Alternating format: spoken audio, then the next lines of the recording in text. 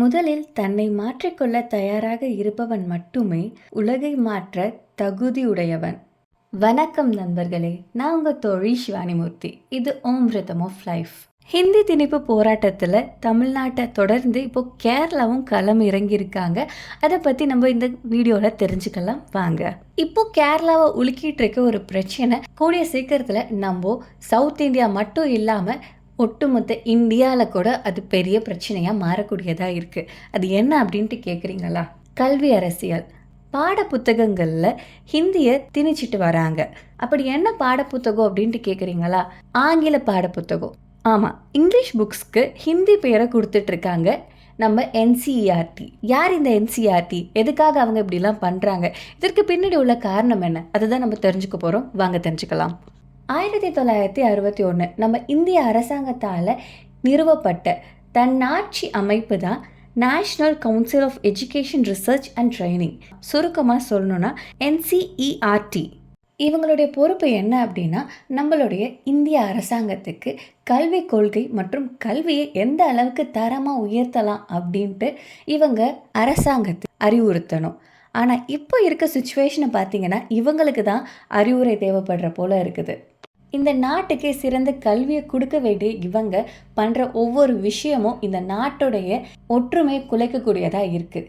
ஏன் அப்படின்ட்டு கேட்குறீங்களா? சொல்கிறேன். 2025 இந்த வருஷத்துக்கான பாட புத்தகத்துடைய அட்டவணைகளை அவங்க வெளியிட்டிருக்காங்க. இதில் இதுக்கு முன்னாடி ஹனி சக்கல்னு இருந்த 6ஆம் வகுப்பு ஆங்கில புத்தகத்துடைய பெயரை பூர்வின்னு மாற்றிருக்காங்க. அதே 6ஆம் வகுப்பு கணித பாட புத்தகத்துடைய பெயரை கணித பிரகாஷ் அப்படின்ட்டு மாற்றிருக்காங்க. 1லிருந்து 2ஆம் வகுப்பு படிக்கக்கூடிய மாணவர்களுடைய ஆங்கில புத்தகத்துக்கு மிருதங், 3ஆம் வகுப்பு படிக்கக்கூடிய மாணவர்களுடைய ஆங்கில புத்தகத்துக்கு சந்தூர். இந்த பெயர் எல்லாமே இது வரைக்கும் நீங்கள் கேள்விப்பட்டிருக்கீங்களா? இது எனக்கு தெரிஞ்ச ஆங்கிலம் கிடையாது, அது மட்டும் கன்ஃபார்ம். நாங்கள் எல்லாரும் கேட்குற ஒரே ஒரு விஷயம், ஆங்கில புத்தகத்துக்கு எதுக்கு ஆங்கிலம் அல்லாத வேற ஒரு பெயரை கொடுக்குறீங்க? அது ஹிந்தியாகவும் இருக்கட்டும், சான்ஸ்கிரிட்டாகவும் இருக்கட்டும், ஆங்கிலம் ஆங்கிலமாக தான் இருக்கணும். நீங்கள் ஏன் ஏதோ ஒரு மொழியை கொடுக்குறீங்க? அதே போலக்க ஆங்கிலம் வழி நடத்தக்கூடிய கணித புத்தகத்துக்கு எதுக்கு ஹிந்திலேயோ சான்ஸ்கிரிட்லேயோ நீங்கள் பெயர் கொடுக்குறீங்க? இது அவங்கள்ட்ட கேட்டதுக்கு அவங்க என்ன தெரியுமா சொன்னாங்க? நம்ம மொழியில் நம்ம பாட புத்தகங்களை கற்றுக்கும் போது நம்மளுடைய கலாச்சாரத்திலேருந்து நம்மளுடைய ஒன்று இணைஞ்ச பாரம்பரியம் அப்படியே வெளியே வருமா? எனக்கு ஒரே ஒரு டவுட்டு. படிக்கிறது ஆங்கிலம், இங்கிலீஷ். அப்படி இருக்கும்போது இதில் எதுக்கு நீங்கள் கலாச்சாரத்தை கொண்டு வந்து உள்ளார வைக்கிறீங்க? அப்படியே கொண்டு வந்தாலும் யாரோட கலாச்சாரத்தை கொண்டு வரீங்க? இந்த பூர்வி, கணித பிரகாஷ், மிருதங், சந்தூர் இது எதுவுமே நம்மளுடைய சவுத் இண்டியன் லாங்குவேஜில் நான் கேள்விப்பட்ட போல தெரியல. அப்படி அது ஒருவேளை உங்களுடைய மதர் டங்காக இருந்துச்சுன்னா ஃபைன், நீங்கள் அதை அப்படி படிங்க. ஆனால் எங்களுடைய மதர் டங்னு நீங்கள் எப்படி சொல்லலாம்? NEP நியூ எஜுகேஷன் பாலிசியோடைய குறிக்கோள் என்ன அப்படின்னா, யூனிஃபையிங் த நேஷன். அதாவது நம்ம நாட்டை கல்வியின் மூலயமா ஒன்றிணைக்க போகிறாங்களாம். அப்போது இப்போ நம்ம நாடு ஒன்றா இல்லையா அப்படின்ட்டு கேட்டிங்கன்னா தெரியல, அது ஓரமாக இருக்கட்டும். ஆனால் இப்படி இவங்க ஒன்றிணைக்கணுன்ட்டு எடுத்த முடிவு நம்ம நாட்டை பிளவுபட செய்யுது. இதை பற்றி யாருமே யோசிக்கிறதில்ல. எதனால் இவங்க இதெல்லாம் பண்ணுறாங்க? எதற்காக இப்போது இவங்க இந்த மொழி பிரச்சனையை தூண்டிகிட்டு இருக்காங்க?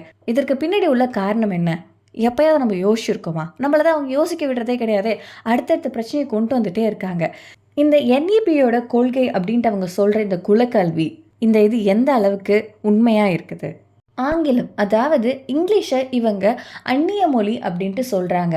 என்னோட தாய்மொழி தமிழ், என்னுடைய லிங்கிங் லாங்குவேஜ் இங்கிலீஷ். அப்படி இருக்கும்போது எனக்கு இங்கிலீஷும் தெரியும், தமிழும் தெரியும். இன்னொரு லாங்குவேஜ் அது எதுவாக வேணாலும் இருக்கட்டும், அது அப்போ எனக்கு அந்நிய மொழி தானே. லெட் இட் பி ஹிந்தியாக இருக்கட்டும், சான்ஸ்கிரிட்டாக இருக்கட்டும், ஈவன் என் பக்கத்து ஊரில் இருக்கிற மலையாளம், தெலுங்கு எதுவாக இருந்தாலும் சரி, எனக்கு அது தெரியலன்னும் போது அது அந்நிய மொழி தான் இல்லையா?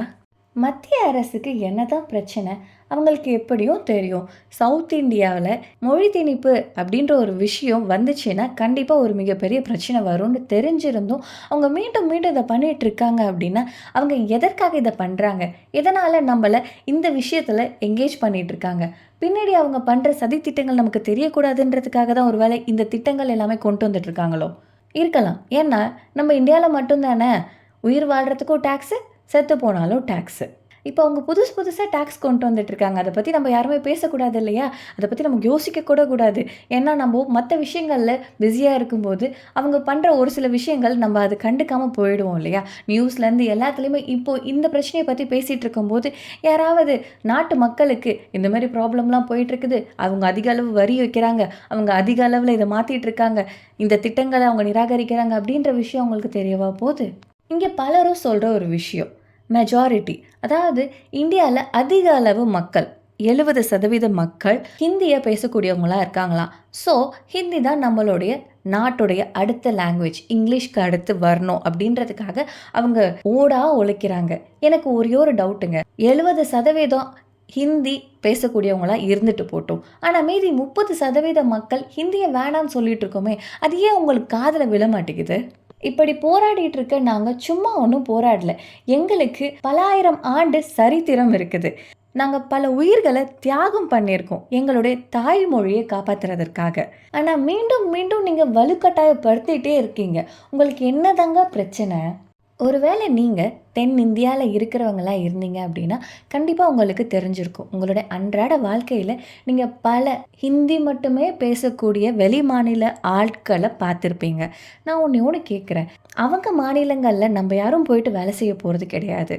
அப்படியே செஞ்சாலும் அவங்களில் 100 பேர் வராங்கன்னா நம்மளில் ஒரு 10 பேர் போகிறதே அதிசயம்தான். அப்படி இருக்கும்போது எதற்காக நம்ம ஹிந்தியோ இல்லை மற்ற மொழியை கற்றுக்கணும்? அப்படி கற்றுக்கிற மொழி நம்ம தாய்மொழி மற்றும் ஆங்கிலமாக இருந்துட்டு போகட்டுமே, ஏன் அதை இவ்வளோ ப்ரெஷர் பண்ணுறீங்க? நீங்கள் சொல்கிற இந்த ஒரு மொழி, ஒரு கலாச்சாரம், ஒரு பண்பாடு அப்படின்ற விஷயங்கள் எல்லாமே நம்மளுடைய இந்தியாவுடைய வேற்றுமையில் ஒற்றுமை அப்படின்ற கோட்பாடையே அழிக்கக்கூடியதா இல்லையா? ஹிந்தியை திணிக்கலன்ட்டு நீங்கள் பண்ணுற எல்லா விஷயமும் ஹிந்தி திணிப்பாக தாங்க இருக்குது. இந்த புக்கோடைய பெயர்லேருந்து எடுத்து ஈவன் தமிழ்நாட்டில் ஓடிட்டுருக்க ரயிலுடைய பெயரை கூட எடுத்துக்கோங்க, வந்தே பாரத், தேஜஸ் எக்ஸ்பிரஸ், இன்னும் என்னென்ன இருக்குது. தமிழ்நாட்டில் ஓடக்கூடிய ட்ரெயினுக்கு எதுக்கு நீங்கள் ஹிந்தி பேரை கொடுக்குறீங்க? ஏன் நாங்கள் வரி கட்டலையா? எங்களுடைய வரியை வாங்கி எங்களுடைய மாநிலத்துக்கு செய்யக்கூடிய ஒவ்வொரு விஷயத்துக்கும் நீங்கள் ஏங்க ஹிந்தி பெயரை கொடுக்குறீங்க? அந்தந்த மாநிலத்துக்கு அவங்களுடைய தாய்மொழி பெயரில் அந்த திட்டங்களை செய்யுங்களேன். ஏன் உங்களால் முடிய மாட்டேங்குது? தமிழ்நாடு இந்தியாவில் அதிக அளவு வரி செலுத்துகிற மாநிலங்களில் 2வது இடத்துல இருக்குது. ஆனால் எங்களுக்கு நிதி வேணும் அப்படின்ட்டு நாங்கள் கேட்கும்போது நாங்கள் ₹1 கேட்டால் நீங்கள் வெறும் 29 பைசா தான் தரீங்க. எப்படிங்க அதை வச்சு நாங்கள் எங்களுடைய திட்டங்கள் எல்லாத்தையும் நிறைவேற்ற முடியும்? நாங்கள் செலுத்துகிற வரியிலிருந்து எங்களுக்கு எந்த நல்ல திட்டங்களையும் நீங்கள் கொடுக்க மாட்டீங்க. மற்ற மாநிலங்களுக்குடைய வளர்ச்சிக்காக அதை செலவு பண்ணுறீங்க. இருந்துட்டு போகட்டும். எங்களுக்கு ஒரே ஒரு விஷயம், நீங்கள் நல்லது செய்ய மாட்டீங்க சரி, உபத்திரம் செய்யாமல் இருங்களேன்.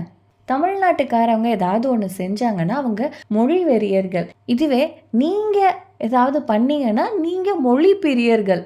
எப்படிங்க இது? மறுபடியும் சொல்கிறேன், 5000 ஆண்டுகள் பழமையான எங்கள் தாய்மொழி எங்களுடைய பெருமை மட்டும் கிடையாது, எங்களுடைய அடையாளம். அதை அழிக்கணும்ட்டு நீங்கள் நினைக்காதீங்க. நாங்கள் தோழி சிவானி மூர்த்தி. இது அமிர்தம் ஆஃப் லைஃப். நன்றி, வணக்கம், வாழ்க வளமுடன், ஜெய்ஹிந்த்.